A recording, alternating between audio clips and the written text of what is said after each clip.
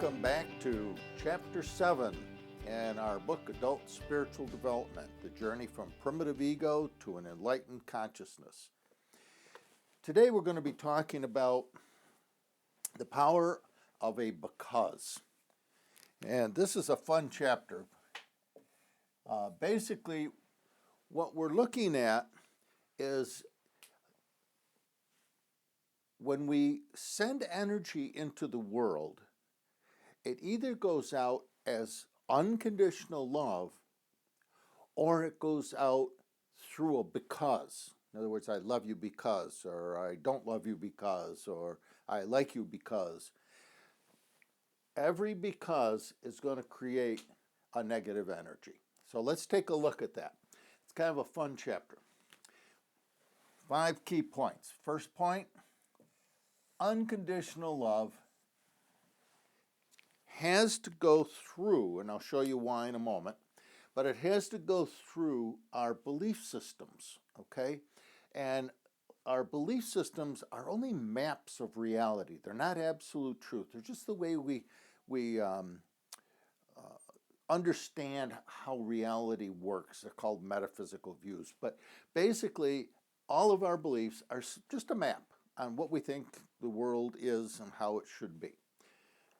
What is it? Basically, our conditioning from childhood. We pick up all of these ideas, and then we don't question where they come from. We just turn them into a because.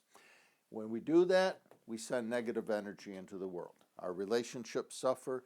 We're not successful. We're not happy. Everything goes downhill from that point. So let's take a look at what a because is, because it's pretty darn important.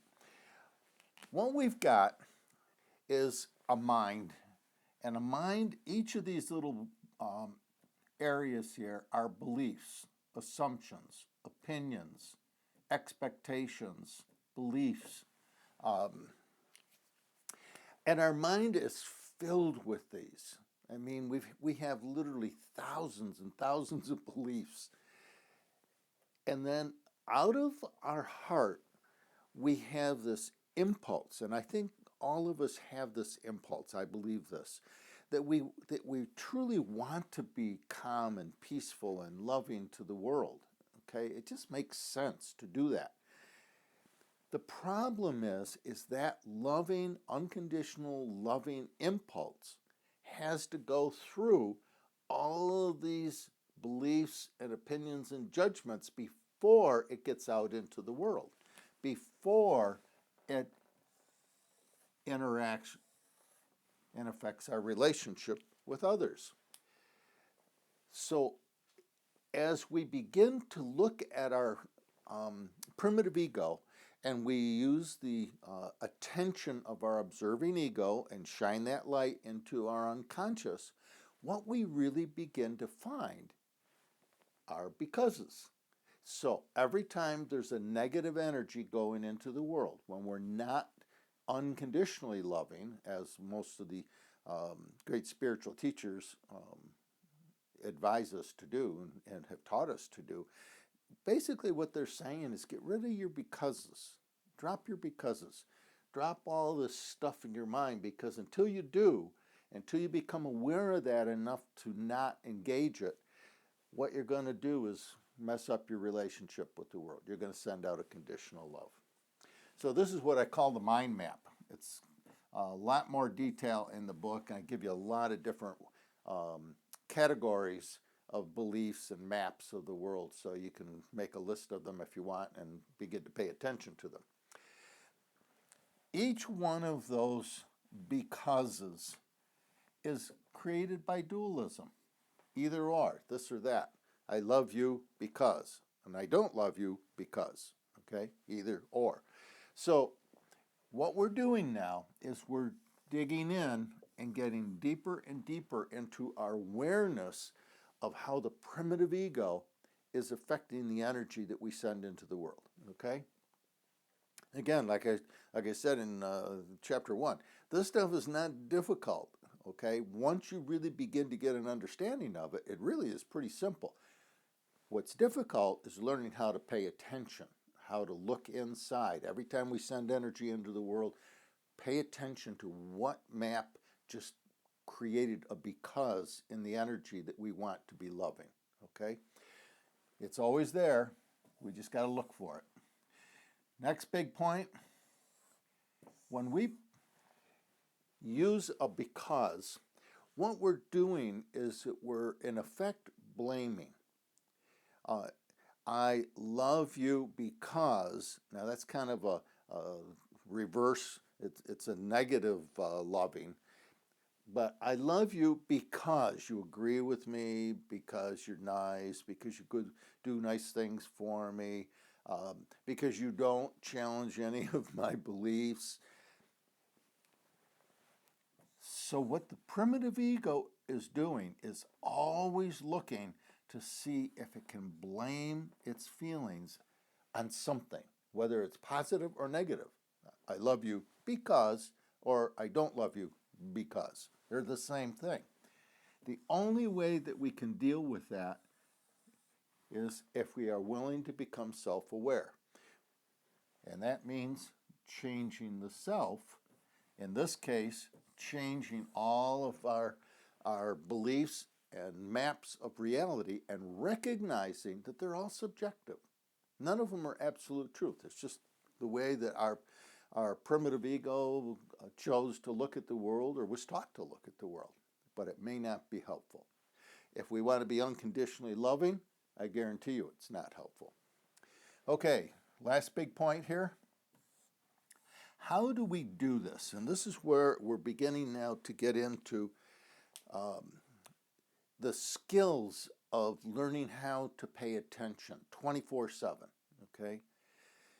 Watch for emotional knee-jerks. Now, what's an emotional knee-jerk? An emotional knee-jerk is where we're walking along and the world is wonderful, the sun's shining, it's a great day, and then somebody does something to push one of our buttons, okay? Usually they're hitting a because. The minute they hit that button, we have an immediate emotional response. We're either emotionally angry or frustrated or impatient or upset. I mean, you can get all those negative words going. That's a knee-jerk. It's just a negative emotional knee-jerk, which means it's unconscious response to the input that somebody pushed a button. That's the moment, if we're going to grow in self-awareness, that we want to say, stop. Now, you don't say it out loud. Obviously, you say it inside. Stop. What button did they just push?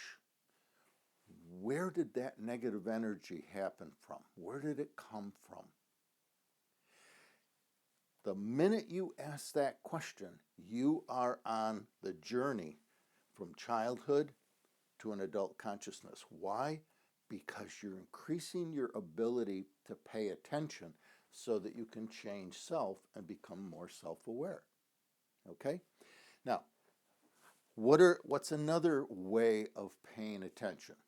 Well, watch your language.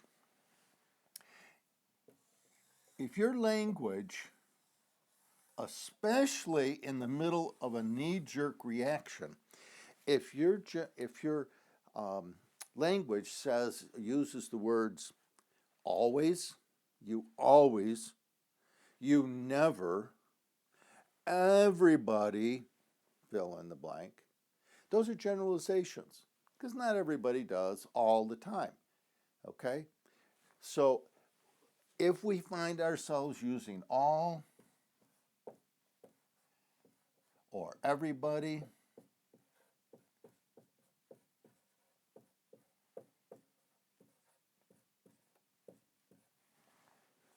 another one is never, you never, those, kind of messy writing there, but these are the generalization words that almost always come out in a knee-jerk emotional response. You never, you always, everybody, blah, blah, blah. Again, just use it as an opportunity to pay attention. It's your primitive ego that's just had its button pushed and out comes the negative energy And there's your opportunity. Okay? So all of the growth that we're talking about in this book is basically learning to pay attention to the energy we're sending into the world. Ask why. What belief just got triggered? What assumption just got triggered? What expectation wasn't met? As we do this, then you can be certain that you're on the journey to self-awareness. For example, let's say you grew up in a family that never listened to you, okay? Then the primitive ego is going to have a hot button on that.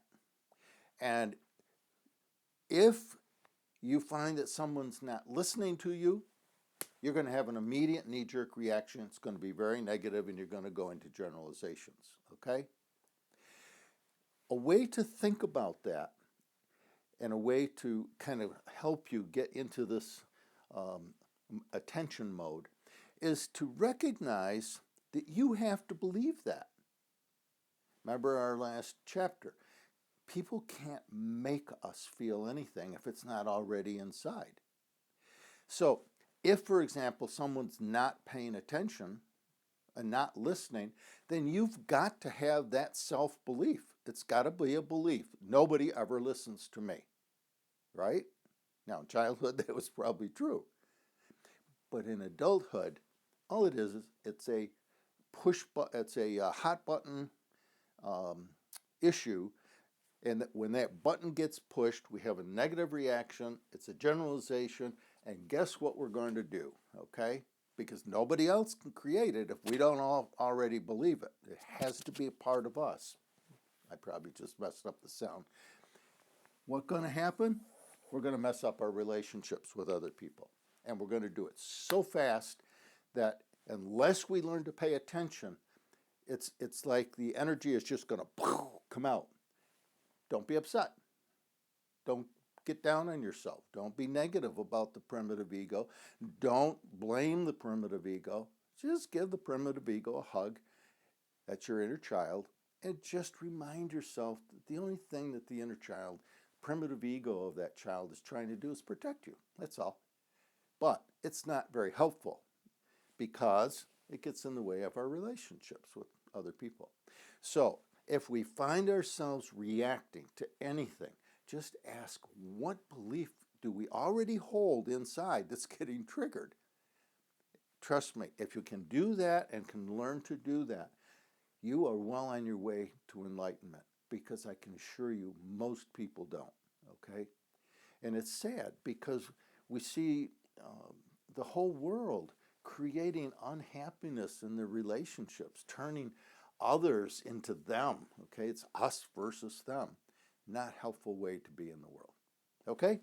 So, number one, pay attention to knee jerks, that they're just an emotional hot button. They're going to kick in generalizations and are going to mess up our relationships.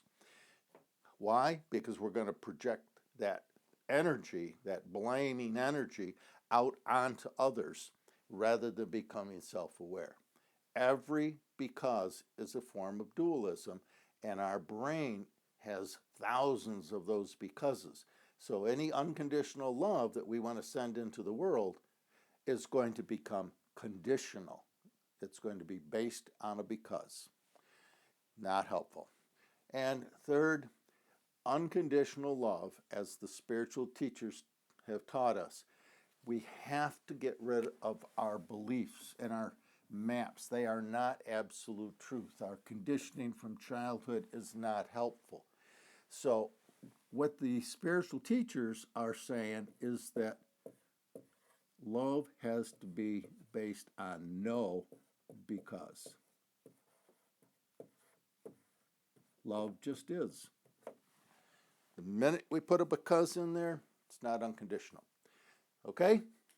Have fun with this chapter. There's a lot of great insight in here in how to become more happy, create healthier relationships with the world and with those people around you.